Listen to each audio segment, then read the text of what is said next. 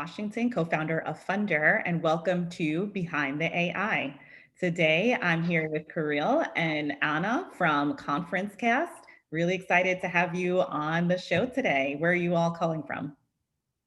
I'm in New York, in Brooklyn.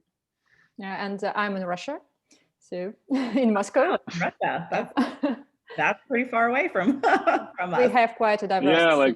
Yeah. You are really into the remote working then, very remote. Yep. That's true. Yeah, actually, before pandemic, it was easier to move between countries, but not this year. Yes, exactly. It makes it a little bit harder. So tell us a little bit about ConferenceCast. I love this idea, but give us the rundown and a short, quick pitch that you've done about your company. Okay. ConferenceCast is a knowledge platform for on-demand conference talk recordings, aimed to help people upskill themselves as needed, so like in their own pace. So as we like to say, we are building a new professional YouTube dedicated to conference videos only. Sometimes we add that it's kind of mixture between YouTube and Netflix, because we also have like paid recordings, but like it have to be like this platform, Exactly. I mean, huge, big. Yes, I absolutely love that. I run a conference as well outside of Funder called Black Women Talk Tech. And we are always looking for ways to push our content out and figure out what do we do with all these recordings of just hours and hours of panels and speakers. Yeah. I think you As we like also to add that we also help conference organizers, event planners to turn their content into really an asset, a long-term asset, and to get the most value they can from this content. Exactly, and it's helping democratize that content. So the main idea, in addition, I want to add here, that we, of course, we build a huge thing that I believe could become like a professional YouTube, but the main goal we try to achieve in terms of serving our audience is to provide access to this kind of knowledge shared on conferences in a maximum quickest way. So we develop technologies and interface in the way that allow you to consume content very quickly. And it's because it's very important thing nowadays when there are a lot of content is a huge thing, you really need some tools to navigate through it quickly to save your time, because your time is limited, content is unlimited, and try to marry these things together. Absolutely. Yeah, I get you with the fact that content is unlimited, because I am currently going through and looking at everything on Netflix, everything on Hulu as I'm sitting home in my place. So there is always something to look at, and you're creating more educational content, which I think is incredible. So tell us about this idea and how you got started. Where did this idea come from? It started long ago. So the idea came to me when I was running a previous startup, a mobile and web platform for event engagement and networking. It was 7 years ago. And I spoke to hundreds of event planners, and I noticed that many of them were searching for additional revenue opportunities at that time. Not only selling tickets, but something else. And additional audience, of course, because they're desperately looking for new people. And so their main asset is their audience that they monetize through their content and services they provide on the conference, during the conference. So as a frequent conference attendee and speaker myself, I recognize that valuable conference content was being wasted instead of being monetized or utilized, let's say this way. And with a couple of conference organizers, we tested our idea, recorded several conferences, and tried to sell it. Result was really increased their revenue. And it was not one thing. It has been working for a long period. So for a year, for example. So I see some and later also it's proved that we see how people consume so-called outdated content, from 2 or 3 or even 4 years conferences, 3 years old. So after interviewing dozens of event planners and users, so I understood how to, like, that there is a market, and like I understood what I have to build to serve this market. So the first attempt was in 2013.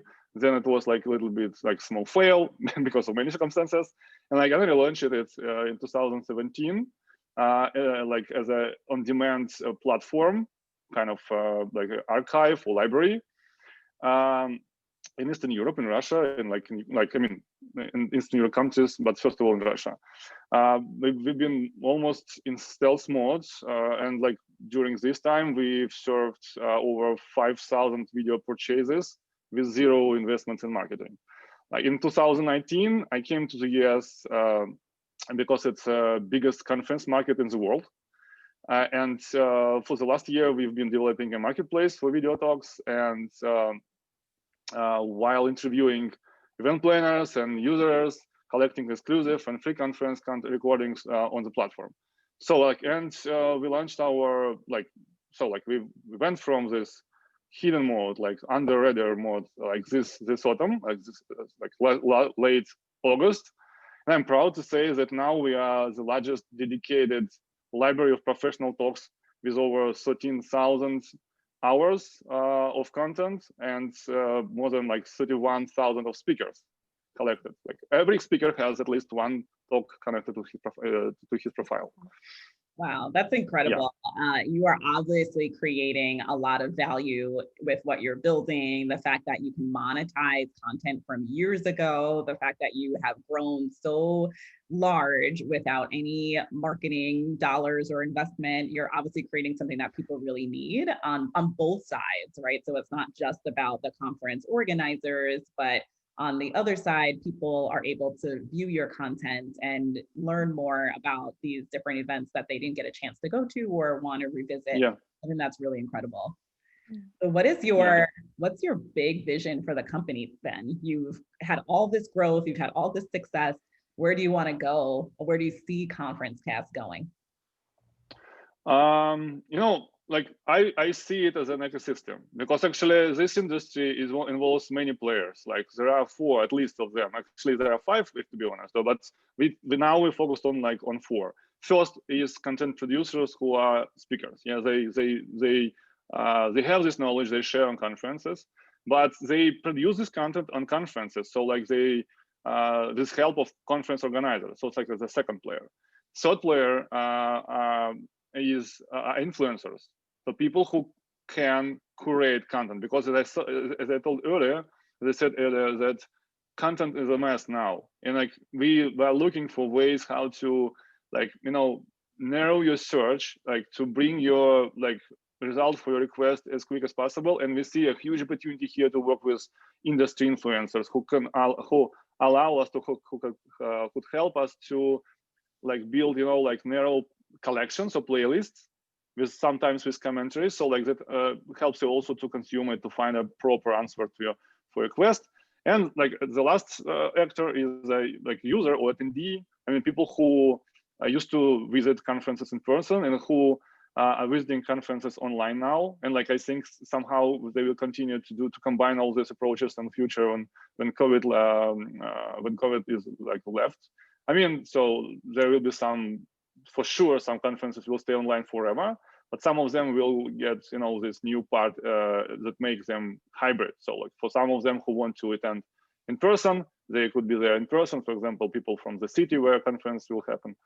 For others who don't have time, money, budget, I mean, or willing to travel, so they could join or watch it on demand online. So yeah, and so idea is to enable self-education and provide professionals with access to this life changes idea and knowledge shared at events, because from my perspective, events is only one of 2 places where usually some emerging content appears. I mean, something really new that people just discover it and they're ready to share it.